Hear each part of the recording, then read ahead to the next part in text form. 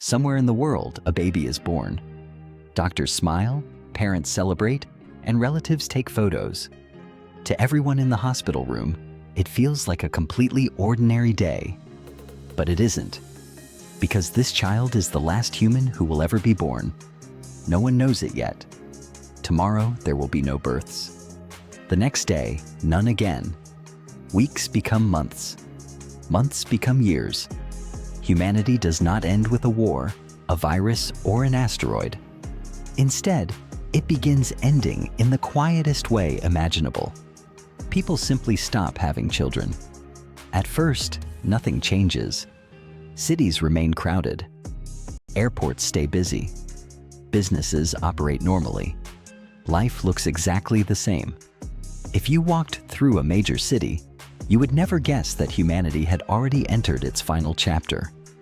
10 years later, the first warning signs appear. Schools begin merging classes because there are fewer students. Daycare centers close. Toy companies report declining sales. Similar things are already happening today in parts of Japan and South Korea, where low birth rates have forced schools to shut down. But in this future, there is no recovery coming.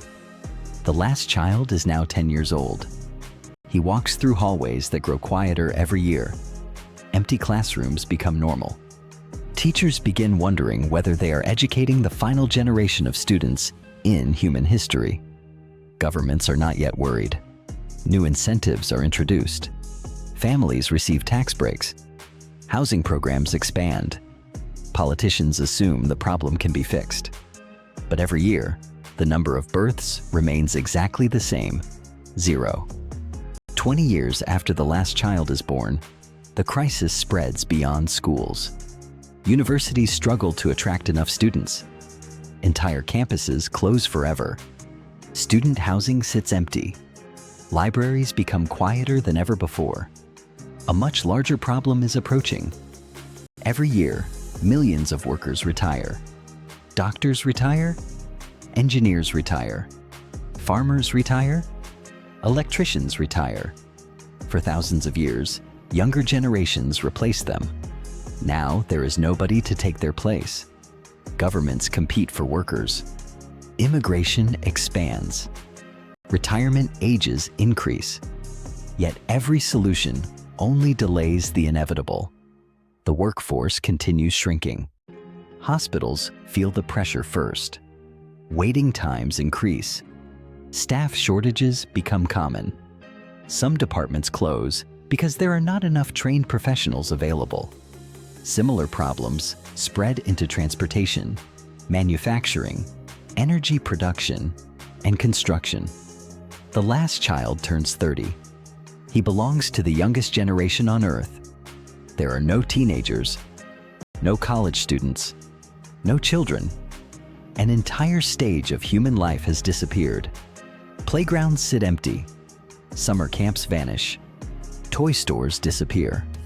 Children's television channels stop producing new content because there is no audience left to watch it. At the same time, society begins aging rapidly. Throughout history, young people challenged old ideas and pushed civilization forward. Without them, innovation slows. New businesses become rarer. Risk-taking declines. Technology steps in. Artificial intelligence becomes essential. Robots appear in factories, farms, warehouses, and transportation networks. Automated systems keep supply chains running. For a while, it seems like technology might save civilization. The economy stabilizes. Food remains available. Cities continue functioning. But technology cannot solve the fundamental problem. Every machine still requires oversight. Every system still depends on people. And every year, there are fewer people available. 35 years after the last birth, governments become desperate. Some offer enormous financial rewards to anyone willing to have children. Others launch national campaigns encouraging families. Scientists search for biological explanations. None of it works. The birth rate remains 0. The last child turns 40. He is now the youngest adult alive. Humanity is no longer planning for growth. Humanity is planning for decline. 50 years after the last child is born, cities begin shrinking. Apartment buildings stand empty. Shopping centers close. Entire neighborhoods lose most of their population. Nature starts reclaiming spaces humans once dominated. Trees grow through cracks in abandoned parking lots. Wildlife returns to areas where it had not been seen for generations. The world is changing, but not because of catastrophe. It is changing because people are slowly disappearing. Economic systems face unprecedented pressure. Modern economies were built on growth. More workers, more consumers, more families. Now the opposite is happening.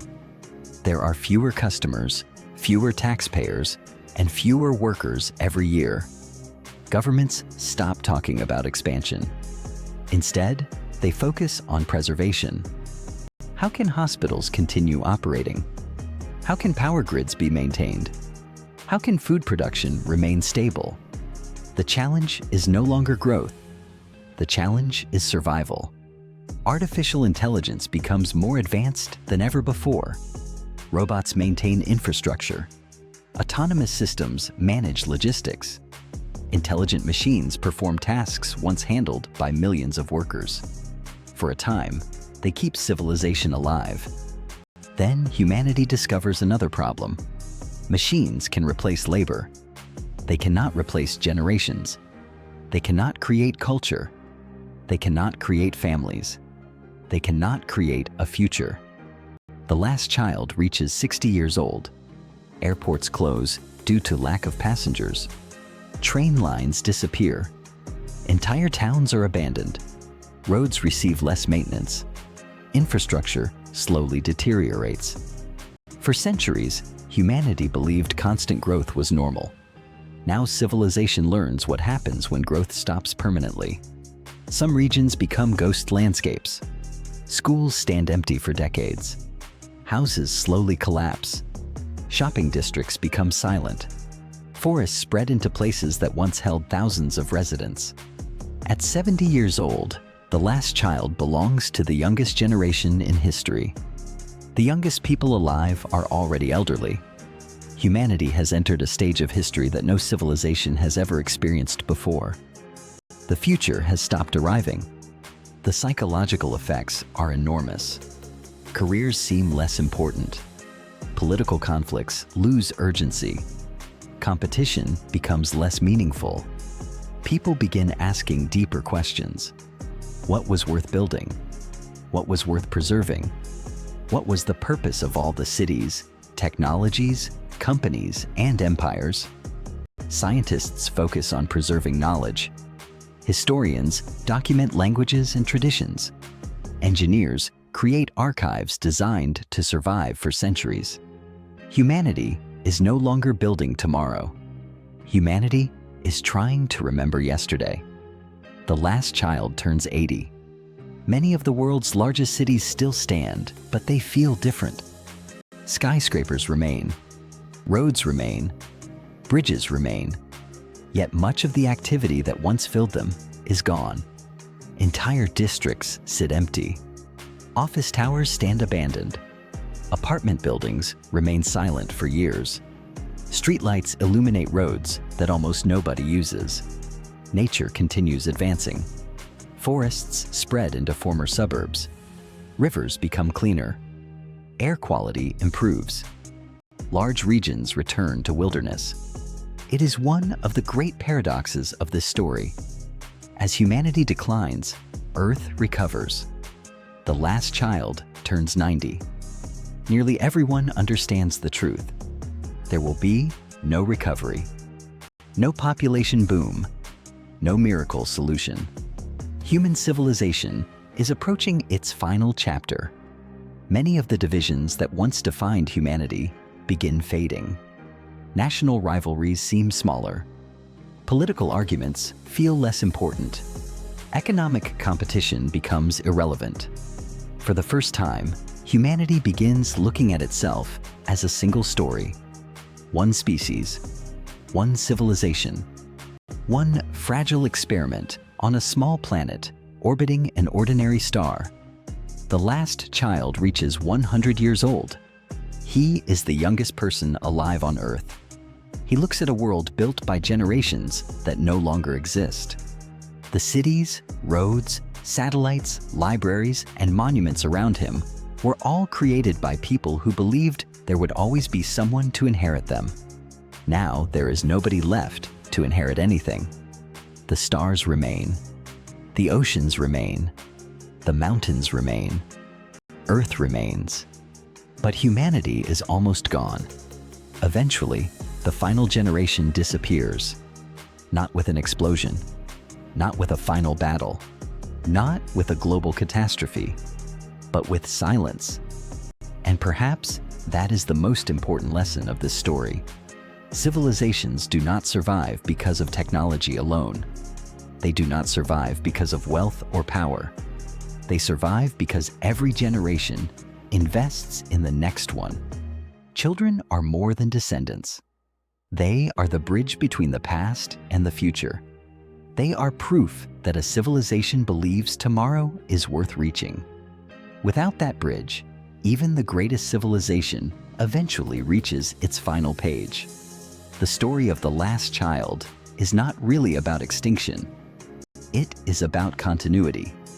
It is about the invisible chain connecting one generation to the next. For thousands of years, humanity protected that chain. Then one day, it broke. And with it, the human story quietly came to an end. The future is never something we simply enter. The future is something we build. One generation at a time. One child at a time.